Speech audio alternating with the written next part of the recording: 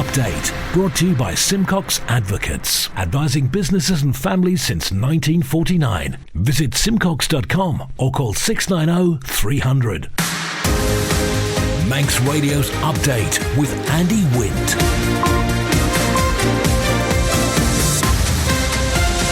Fastamai, good evening. It's 5:30. This is Update for Friday, 28th of July, 2023 from Manx Radio. 30 minutes to look at the latest news on the Isle of Man and background to the news and sport and business and Sea Watch and travel updates and the newsmakers in person. This evening, up to £40 million for a wind farm. Ramsey Commissioner says the large vehicle parking plan is flawed.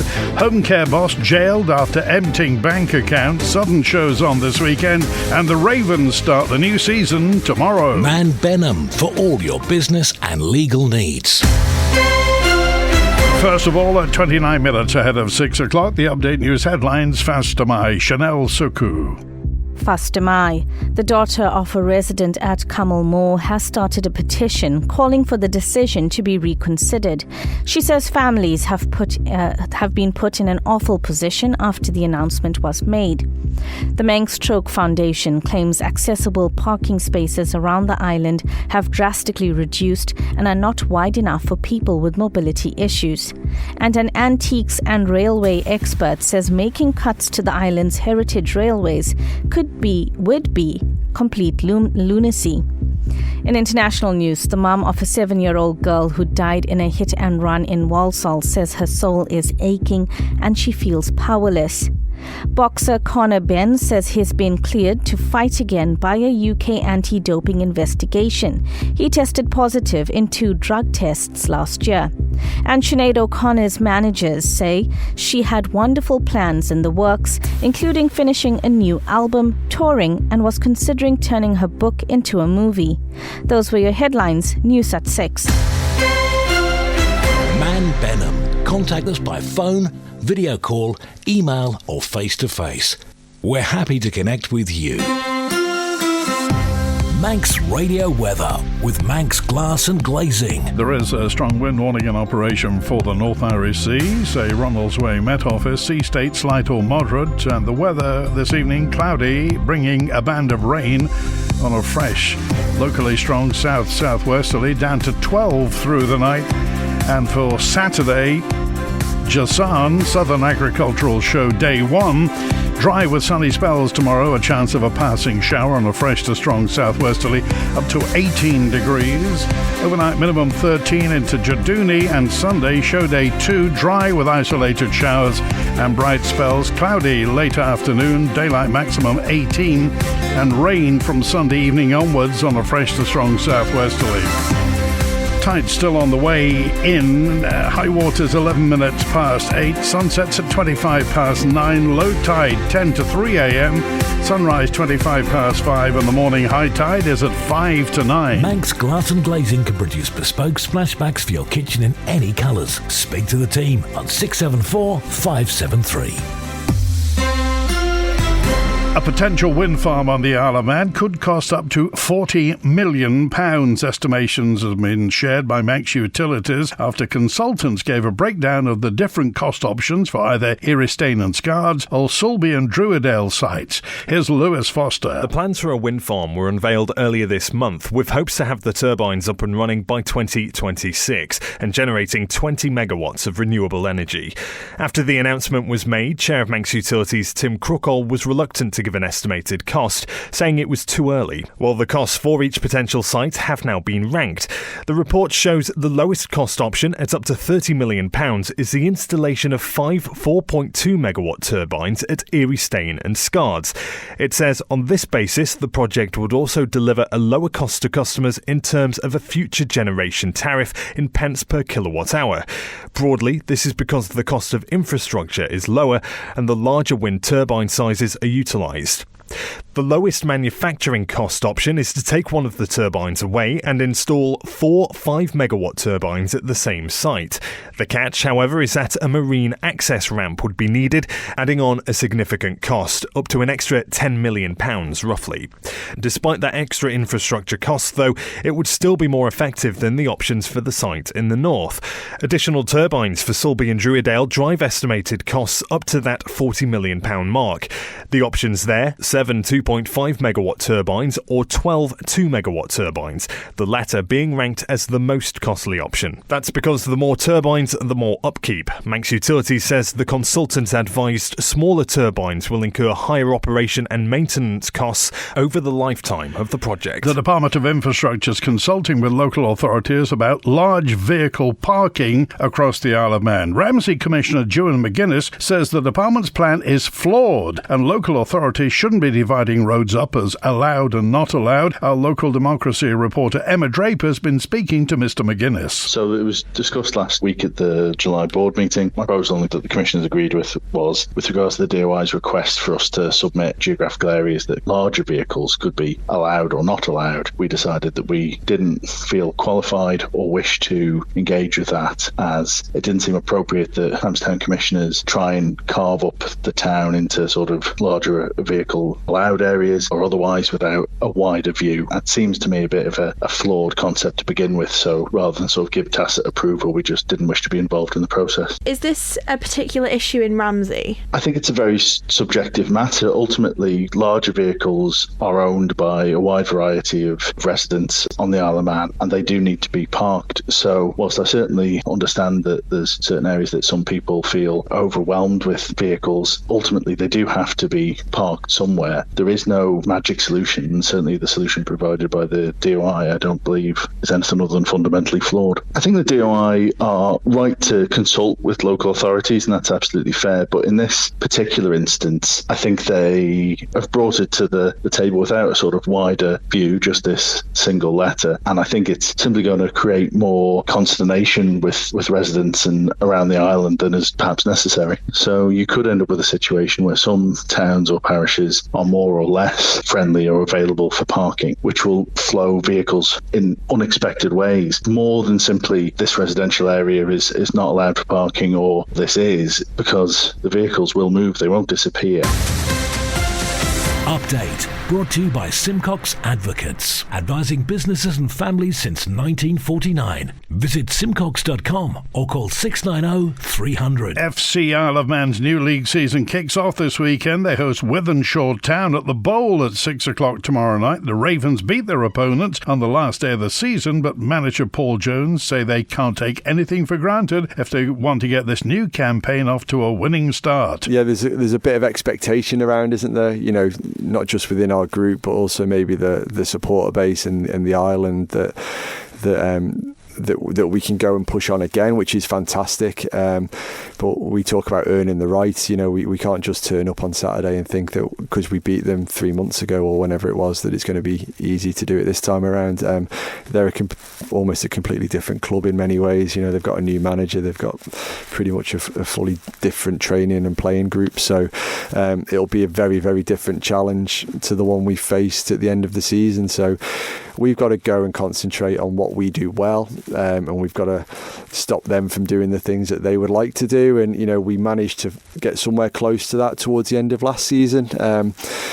And that's the challenge, isn't it, on Saturday, is, you know, hit the ground running, make sure that we're connected as a group and we stick together no matter what happens on the pitch, but hopefully also the supporters in the ground stick together with us, and, you know, we can generate some really good momentum and positivity around the football club. And if we can do that, then our performance levels will just kind of keep kicking on, I think. So yeah, it's about remembering what we're good at, in short, to your question, and focusing on that and not trying to get ahead of ourselves just because we had a good end to last season. It doesn't mean we're going to have a good start to this one, but it does give us a bit of a template in terms of what we need to do, and we need to not stray too far away from that template over the next kind of 2 or 3 months. months to really get some solid foundations to make a challenge this season. One of the most important events of the island's farming sector takes place this weekend. The Orrisdale Farm hosts the Southern District Agricultural Show tomorrow and Sunday. Here, Show Secretary Zoe Hampton and President Sarah Comish on why agricultural shows are so important for Manx food producers and customers. It's a really valuable showcase for agriculture. Agricultural shows right across the UK, they're really sort of increasing in popularity as they're attracting more and more people who aren't from the agricultural sector. So more of the general public that have taken a real interest in them. And we're hoping that kind of reflects a little bit here as well, because they are the shop window for the industry. What is it that draws the public into these events? What is it that makes them so special? I think there's something really valuable about agricultural shows, and especially the ones in the Isle of Man, because they really sort of bring they're a great place to bring our community together, and that's our whole island community, and it's really important for us all to connect up that way, and especially for the agricultural sector, for people they really want to understand how and where their food is produced these days. They really want that provenance, and the agricultural shows are a great place for them to come and find that out. And Zoe, you talked about the site being laid out slightly differently this year, more accessible as well. How important is that to have the site accessible to everyone? Very, very important. We found last year that one of the fields has got a slight hill in it, and a lot of people said that it was a struggle to walk up it. So we've moved everything up into one of the flatter fields, and we've still got the 4 fields. They're all still full of tractors and horses and everything, but everything is just better positioned. Sea Watch with the Isle of Man Steam Packet Company. Motorship Macree left Heysham at 27 minutes to 3. She'll be into Douglas in the next 20-25 minutes or so. Onto the link span, departing this evening at 7:45, arriving in Heysham at 11:30 tonight. The overnight departure 2:15, back to Douglas at 6 tomorrow morning. High-speed craft Manannan departed Douglas at 3:15. She's in the Mersey right now. Will be on the link span in Liverpool by the pier head in the next 10-15 minutes or so. Departing this evening at 7:15, back to Douglas at 10 tonight. Tomorrow morning's departure 7:15, Manannan heads to Liverpool, 8:45, Ben Macree to Heysham. Follow the Steam Packet on Twitter for the latest sailing information. Television's Antiques Roadshow's Paul Atterbury says considering changes to the Isle of Man's heritage railways is, quote, complete lunacy. The consultancy firm Sistra is undertaking a review into the Isle of Man's railways and their economic impact. But Mr. Atterbury, who's been visiting the Isle of Man for the Manx Heritage Transport Festival, is warning against making any cuts to the current offering. I think it's world class. I mean, this should be World Heritage. It should have that status. It should be the same as the Darjeeling. Simply because find another one like it. Not just in Britain, but anywhere. It just doesn't exist to the same scale with this wonderful diversity of vehicle. Horse-drawn to electric to steam, that combination just isn't there anywhere else. And to think about fiddling about with it for political reasons is complete lunacy. I know it's been done before. It goes through this cycle quite regularly, and once it comes near to an election, everybody loves the railway. But when an election is far away, they start fiddling and thinking about it. And you can see that if you start trimming off branches, you're killing the plant, ultimately. You're killing the tree. It's been, for years and years and years, it's been a significant revenue earner for the island. It's not just now when you're in the middle of the celebrations, but so many people come here just for this experience. And to disregard that, I mean, if you measure it all in comparable railway parlance about passenger numbers and all that, I mean, the numbers are very high as far as I can see, but you can't apply the normal economics to running a railway. It is a social asset, but it's one of the most important things about this island. And I'm not speaking as a railway lover. I'm speaking as somebody who comes here and finds an extraordinary thing. To think of it as some sort of rather quirky anorak bit of entertainment for a few. It's just crazy. Manx Radio Business Briefing. At 16 minutes before 6, the International Airlines Group, the Anglo-Spanish multinational airline holding company, posted a record first-half profit today as it held a strong performance across the group. In the 6 months to the 30th of June, IAG swung to an operating profit before exceptional items of €1.3 billion from a loss of €466 million in the same period a year earlier. IAG pointed to a sustained strong demand across the network and a particularly strong showing from their Spanish business. IAG also said it had restored 94% of the 2019 passenger capacity. And for a full daily market report, go to ramseycrookall.com. Shares in Tupperware have surged more than threefold in the last week. The troubled food storage container makers shares rose by 56%, pushing gains for the last 5 trading sessions to almost 350%. The 77-year-old company warned in April it could go bust unless it raises new finance. Tupperware has been attempting to reposition itself to attract younger shoppers, but struggled to stop a slide in sales. Its hope to turn around may be in progress, and an investor could be found, but optimism may be based on hope rather than certainty. Despite the jump in recent days, Tupperware share price is still down almost 30% since the start of the year. The Stock Market Report, brought to you by Ramsey Crookall. UK and European stocks closed mixed. The yen strengthened after the Bank of Japan maintained negative interest rates. Oil was steady and gold regained some ground. The numbers from Ramsey Crookall at the close in London. The FTSE 100 up barely, but up 0.02% at 7,694. The DAX in Frankfurt up 0.4% at 16,477. A short time ago in New York City, the Dow Jones Industrial up 0.75% at 35,542. The Nasdaq Tech Stocks Index up 1.9% at 14,318, and the S&P 500 in the Midwest up 1.1% at 4,587. And the trading day continues. In the exchange markets, the British pound sterling trading at $1 28.6 cents, €1 16.5 cents, and 22 South African rand 65.4 cents. And in commodities, gold's up just over 0.9% at $1,962 per troy ounce, and a barrel of Brent crude up 0.5% at $83.79. You've got an investment plan? Yeah, Mike set it up. But don't you need loads of money to do that? Not this one. It's called Shearwater from Ramsey Crookall, and you pay in monthly as little as £100. So it's like saving regularly, really helping us invest in the future. For a house, or the kids' education. £100 a month? I could easily do that. You should. The sooner you start, the better. Invest in your future with as little as £100 a month. Shearwater from Ramsey Crookall, the island's investment specialist for 75 years. Call 717171 or visit ramseycrookall.com. Licensed and regulated by the Isle of Man Financial Services Authority. Isle of Man Water Sports.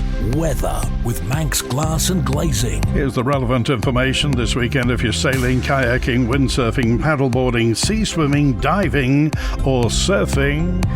Sea temperatures 15 Celsius. For Saturday, the wind is southwesterly, force 4 or 5, increasing force 5 or 6 by late morning. Wave height 1 to 1.5 metres, wave period 4 to 5 seconds.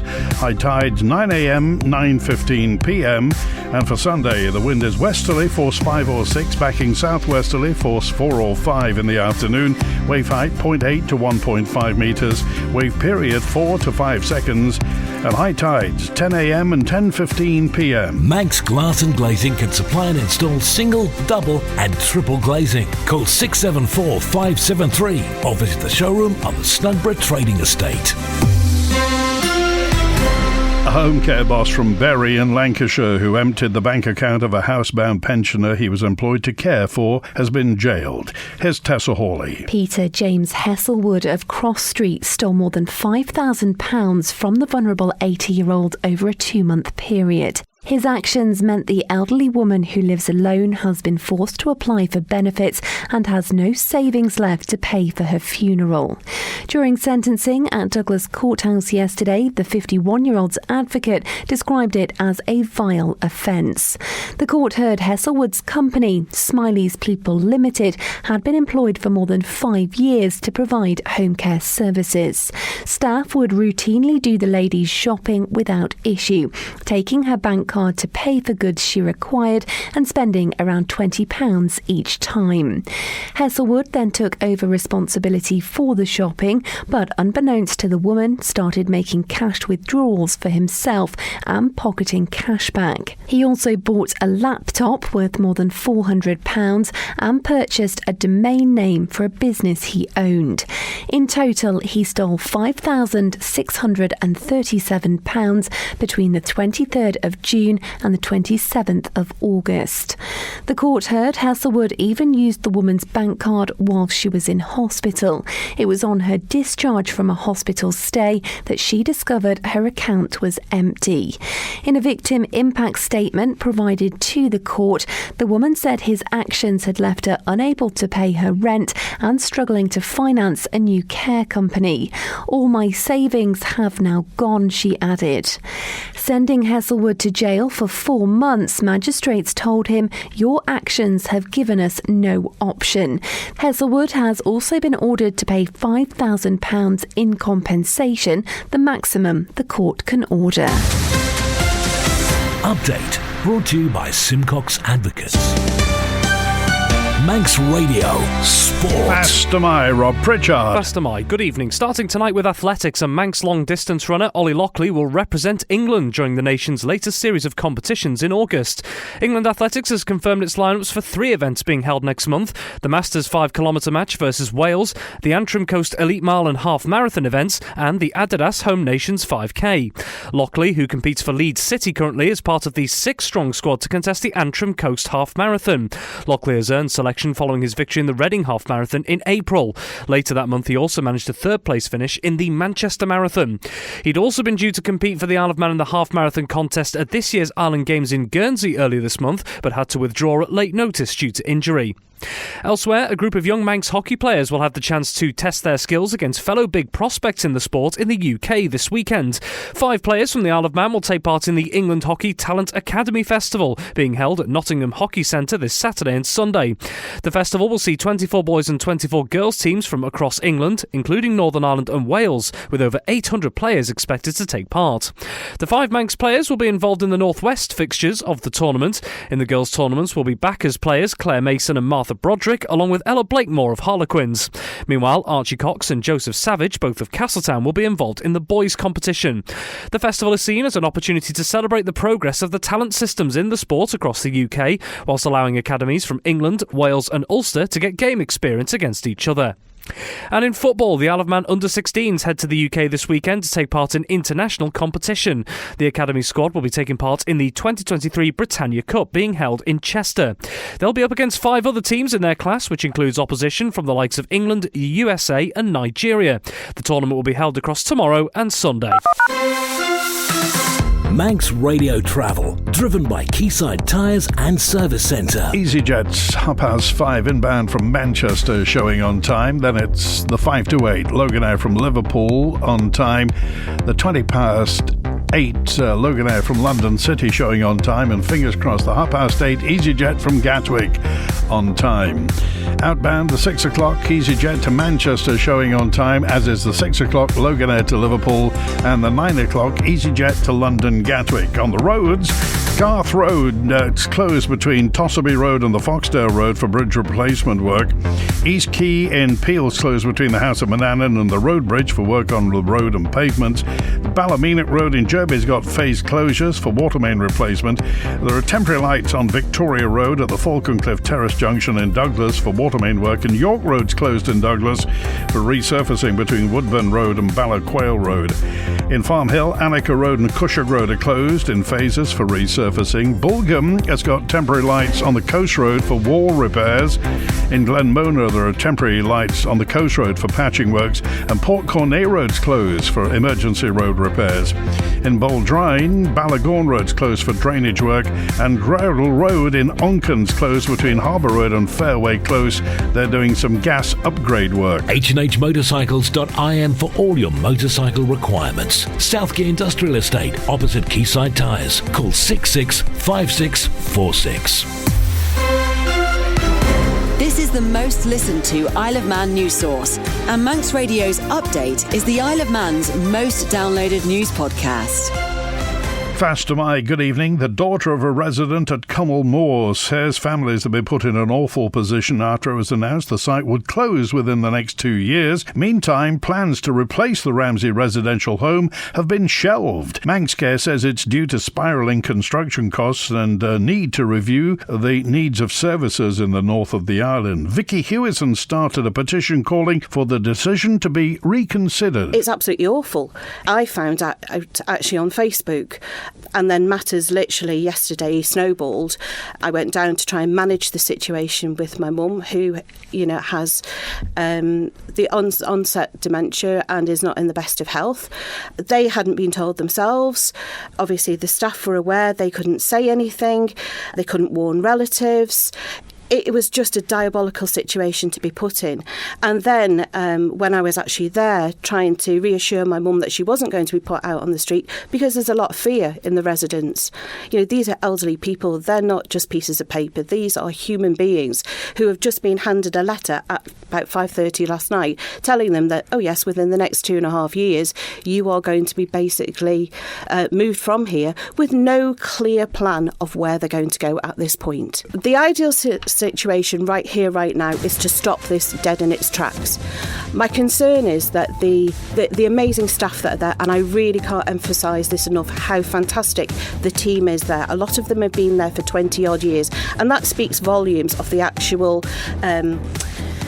atmosphere and that is created within that building.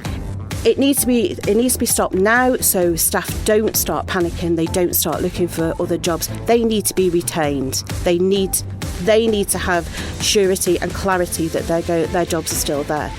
And really, the decision just needs to be put on hold. I'm not saying that Cummal Mooar does not need to be closed at some point in the future. It will do. But stop this ludicrous decision to take it away without there being a replacement facility. That's it for Update Tonight, compiled from the resources of Manx Radio's news department. Thanks to newsreader Chanel Suku and producer Rhiann Evans. After the news at 6, Rob's back with Friday's Sport. We got Ruth Shimmin and the greatest hits. Sweet and Swing with Howie Kane at 9, and Rhiann's back with the Late Show after hours at 10. Have a great weekend. I'll be back on Monday. WINT